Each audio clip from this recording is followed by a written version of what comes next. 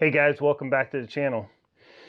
I've been trying to get this video out and I just can't get it recorded. So we're just going to get right into it. I'm putting together an axe maintenance kit. We're going to call it an axe maintenance kit, I guess, for a Secret Santa gift. And I figured while I was doing that, I would clean out my personal axe maintenance kit and break it down to what I really use and need, and then also show you guys the basics as well as some more advanced tools that you may want if you're going to use axes or collect axes or rehang axes. This kit that I've put together would be everything you would need to do that task. I hope all that made sense because I'm really having a hard time getting all these words out. Let's just look at the stuff we got.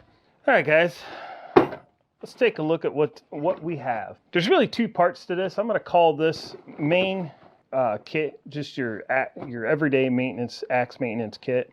And then once we go beyond this, that's more of your advanced level. You're taking the hobby a little bit more serious. If you were to buy what I'm about to show you in this bag, you'd have a really good head start on maintaining axes, sharpening axes, modifying axes, even hanging axes. There will be a comprehensive list in my description below of all the tools that I can find on Amazon that I show you. Most of these tools did come from Amazon.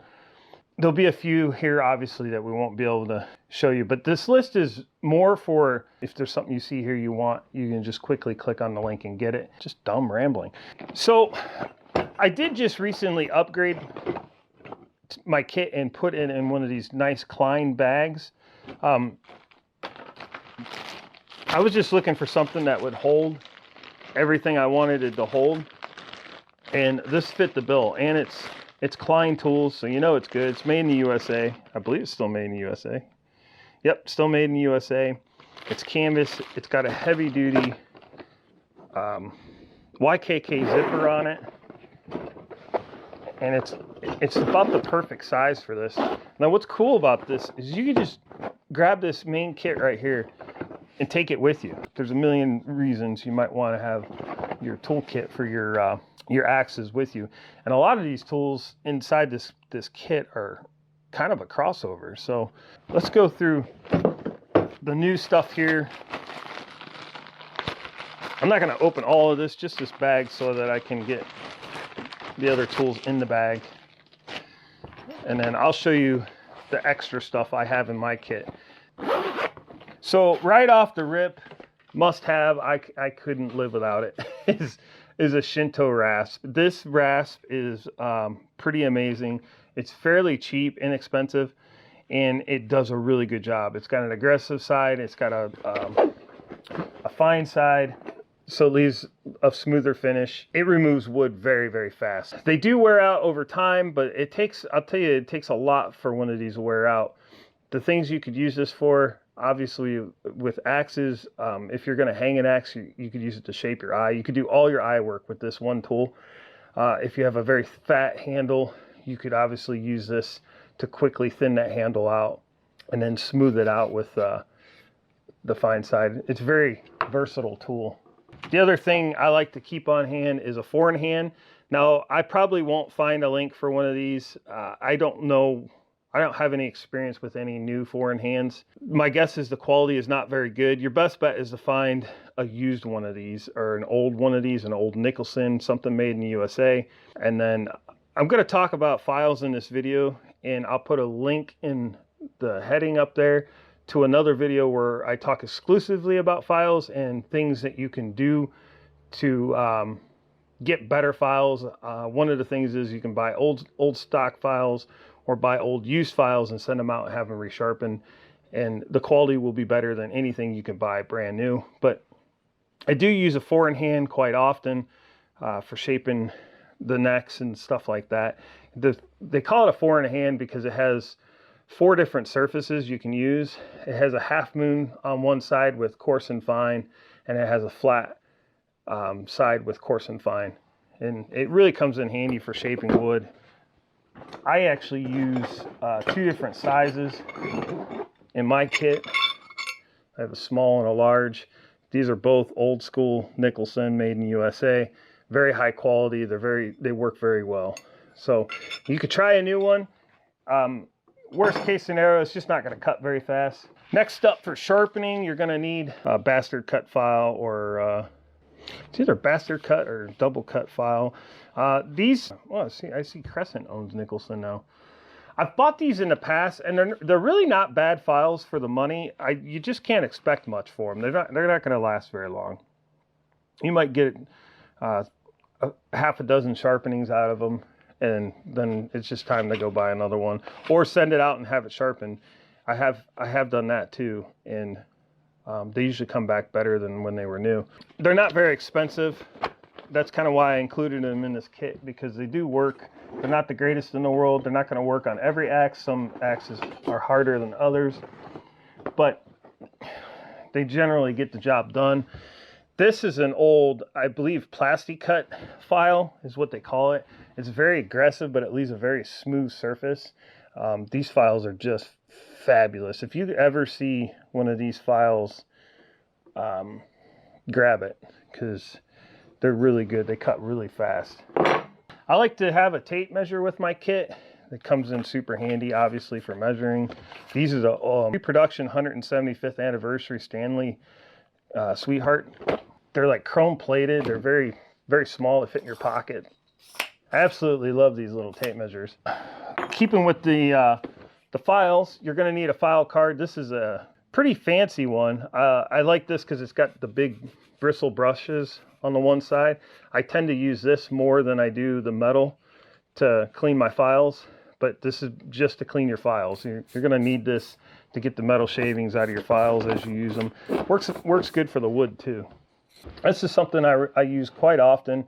This is just an angle gauge, and this will help you determine the angle of your blade, so you can set your cutting edge to different degrees depending on what your intended use is. Obviously, the steeper the grind, the better it's going to split. Using one of these in a file, you can dial in 22, 25, 27, 30. It goes on and on. A good puck is going to be your best friend. When it comes to axe sharpening, you really sharpen the axe with the file. You put the initial edge and grind on with the file, and then you refine that edge with the puck. So once you grind your edge with your file, really after that, you're just maintaining it. And the Lansky puck does a really good job of helping you maintain that edge. It has a coarse and a fine. There are many different pucks out there on the market right now. Some are more fine, some are coarser. There's a huge, you could really geek out on sharpening. So I stick with the Lansky because it's simple. You can use this with oil or water. I like to keep one with oil for the winter time, and then in the summertime I'll usually switch back to the water. I don't know why I switch back and forth. To me, they really both cut about the same. I think the oil gets a little bit more gummed up, but other than that, it really no difference in performance. Now, I did a video a while back about the Lansky puck, and I'll put a link in here for that video, but it really talks about the Lansky puck and how important it is to tune the puck before you expect it to perform extra well. So check that video out. There's some good information in there, and it solves a lot of problems people have with the Lansky puck. Some things you need to do. All tools need tuned. That's the whole reason for this kit, is we have an axe that needs tuned. For sharpening, also, you're going to need a leather strop. This one's one I made. Well, I've made almost all my strops, but it's really just a piece of 1x material with a leather hide glued on, the rough side out, and then I just cover it with green compound. This is a larger one. I have a smaller one I made out of an old Nicholson file card.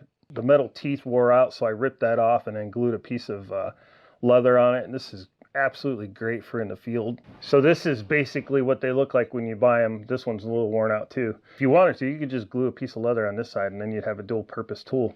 I didn't think of that until just now. Helps to have a couple marking utensils in your kit. a pencil and a Sharpie. I use these to mark, like when I'm hanging an axe, mark where I need to remove wood, or how far the head is, or where the head's at.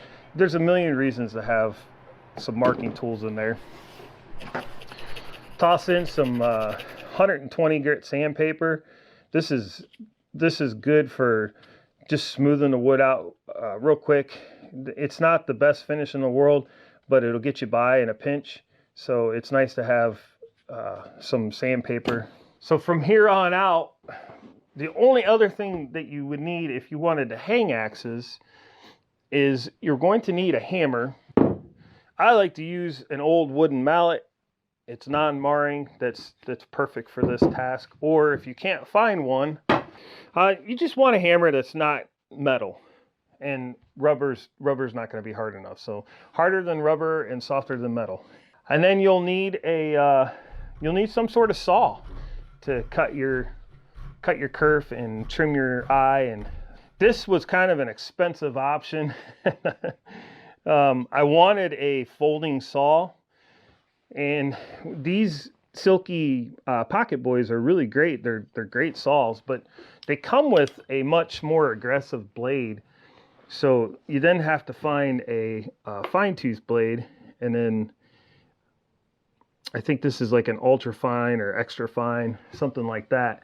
But this is the Silky Pocket Boy 170. I think that means how long the blade is. And then you have to buy a blade. So the blade's almost as much as the saw. So you end up spending twice the money to get one of these. But any saw would work, really. I just wanted one that would fold up and fit in my kit, but any saw would do. Now we'll start getting into some more, I would say, luxury items here. Instead of sandpaper, I like to use a wood scraper. And all this is a flat piece of metal. This is actually an old saw blade that's been squared up. And then they kind of round over the edge and give you a burr. And you use it in a scraping motion. And what that does is it removes material kind of like sandpaper, but it leaves a silky smooth finish. You know, once you've finished off your handle with one of these, there's really nothing else you need to do. You can go straight to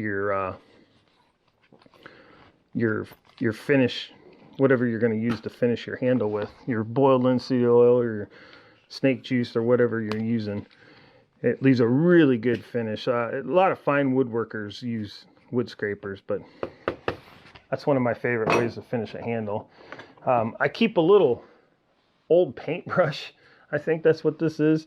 And I use that to brush away the metal shavings from an axe whenever I'm filing it, because this edge gets really sharp really quick. And if you were to brush that stuff away, you could cut your fingers. So I like to use a brush that's completely unnecessary, but it works really good. I like to have a little combination square, I guess you would call it, in my kit. It helps me determine different things. You really don't need this. This is just a preference thing, but it works good for me. And then obviously you'll need oil for your puck. So that's what I have in my own personal field kit. Let's walk over to Granddad's tool chest and I'll show you the rest of my kit. All right, so this is the rest of my kit, and this is everything else that I've ever used to hang axes. We'll just go over it quickly. These are just cut off handles. I use these as drifts to knock old handles out of heads. Nothing to it. You can make one of those yourself, obviously. This is a horseshoe rasp. It's very aggressive. Whenever I'm not using the Shinto, I'm using this. This is probably a little bit more aggressive than the Shinto. So if I want to remove a lot of wood real quick, this is the guy I go for. I believe there's a video on my channel of me building the sheath for this somewhere, if you're interested. Obviously, we already talked about the wooden mallet. That's for seating your head on your handle. I have a trash mallet, and I think I'll roll some footage in of how I use one of these, but I use it to knock the head back off the handle. You don't want to use your nice mallet for that. Obviously, you can see this one's beat up pretty good. This is just something I made out of a piece of apple. It's served its purpose for a while now. Eventually I'll have to replace that. I like to keep a little ball peen hammer in here. This is if I ever want to add metal wedges. I'll use the ball peen hammer.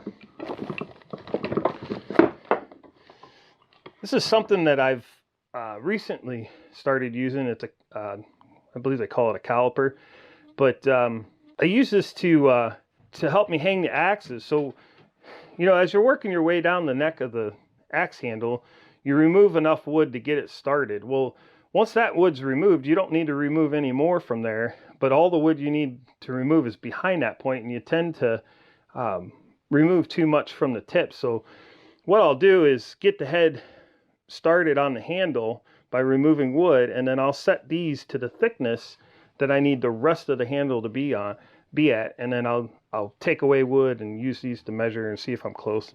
It's hard to explain. Maybe I'll do a video on that someday. I do have another saw in here. This is just a traditional saw. You could use this instead of that silky. I have a piece of leather, scrap leather, just for clamping my head in a vise. We'll go this way. A bag of 4/0 steel wool. This is my final prep. After I scrape my handles, I like to burnish the handle with the 4/0 steel wool. And then sometimes I'll burnish the handle in between coats. And then lastly, after I use an axe, if I get any dirt or mud on it or whatever, I'll use the 4/0 steel wool to clean the handle and then apply another coat of my snake juice. Back here is this is just a box of wedges. I'm not going to pull all this out. They're just the metal wedges you see at the hardware store. I don't use them very often. That's why I've got so many. This is just a little container of junky drill bits. I use those to drill the eyes out when I'm replacing a handle. You want junk ones because you're going to break them. You don't want to use anything nice.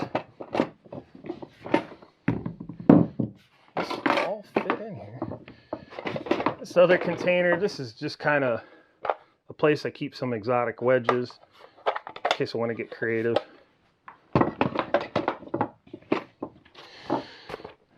This bag is just extra files and different kinds of files. So obviously we would have a Shinto Rasp in there because you got to have a backup. A round file is not a bad thing to have. I have a couple of those. Sometimes those come in handy for different things. This is another old file I had sharpened. It's probably dull again. And then a triangle file. I use this actually for one purpose, and that's to put a chamfer on my kerf before I drive my wedges in. It helps the wedges go in much easier, and you don't get that curling on the side of the wedge. So ultimately you get more wedge into your kerf. It's kind of a trick. And then obviously wood glue. I don't keep that in my kit. This just happened to be laying here. I do glue my wedges in. You don't have to, but I prefer to glue my wedges in. And then this is just a miscellaneous tool bag of all kinds of miscellaneous tools that you might need for your for hanging an axe. Pair of slip joint pliers, pair of side cutters, pair of needle nose. This is an old brand I used to use, branding iron. Just a cheap utility knife. A couple old screwdrivers for prying and plucking and all kinds of stuff. And then this is just an old metal drift that sometimes I use to help pound handles out. But that's pretty much it. That's my extended my extended axe hanging kit. Most of this stuff can be bought secondhand, obviously. You don't have to buy it brand new. But I like to keep everything ready to go in its own spot. And that way when it's time to work on axes, I just grab this whole box and I'm good to go. Now if I'm just going to be out in the field chopping some wood or something, I want to make sure I have a way to sharpen my axe. I'll just grab this little kit, carry this individually. But everything fits in there nicely and keeps it all organized. All right, guys, and the last thing we're going to talk about that I use to hang axes and maintain my axes is one of these, I think they call them a jaw horse or saw vise.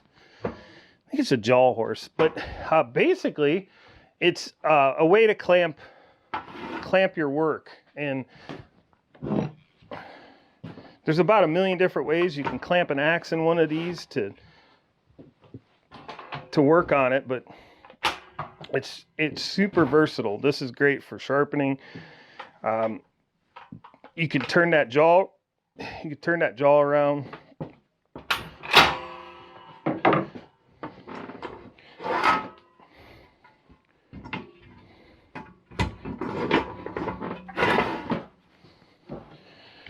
Now you can clamp your axe in this way if you need to. It's just very versatile. It's a very solid way to